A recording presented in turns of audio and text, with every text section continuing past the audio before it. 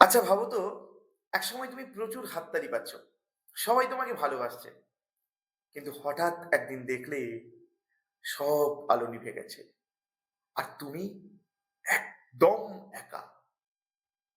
হ্যাঁ, প্রিয় ছাত্রছাত্রীরা, আজকে তোমাদের বলবো উচ্চ মাধ্যমিকের নানা রঙের দিন নাটকটি ঠিক সেরকমই এক মন খারাপ করা কিন্তু দারুণ একটা নাটক। এই নাটকে রয়েছে এক ট্র্যাজেডিমূলক গল্প।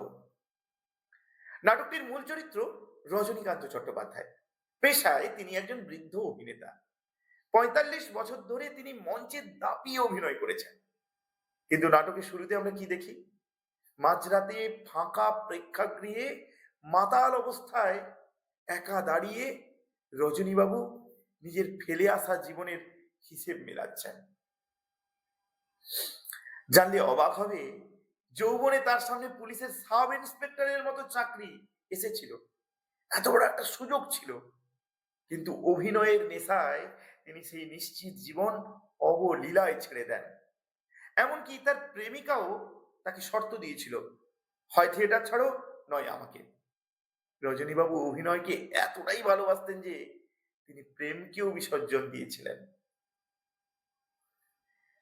কিন্তু নাটকের আসল ট্র্যাজেডি বা দুঃখটা কোথায় জানো?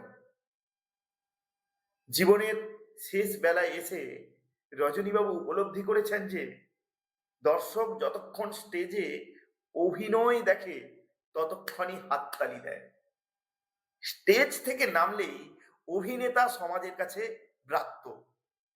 তার আক্ষেপ, যাদের জন্য আমি জীবন দিলাম তারা কেউ আমার শেষ জীবনে পাশে নেই। প্রম্পটার কালীনাথ সেনের সাথে তার এই হাহাকার আসলে প্রতিটা প্রকৃত শিল্পীর জীবনের এক কঠিন বাস্তব বলা যেতে পারে। তবে নাটকটির শেষে আমাদের একটা দারুণ কথা শেখায়, প্রতিভা কখনো বৃদ্ধ হয় না। রজনীবাবুর সেই বিখ্যাত সংলাপটা মনে রেখো, প্রতিভা যার আছে বয়সে তার কি আছে যায়।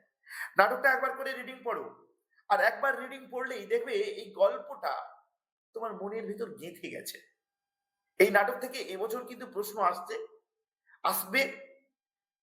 আর এবছরের ইম্পর্টেন্ট বড় প্রশ্নগুলো যদি জানতে চাও তাহলে অবশ্যই কমেন্ট বক্সে ইয়েস লেখো।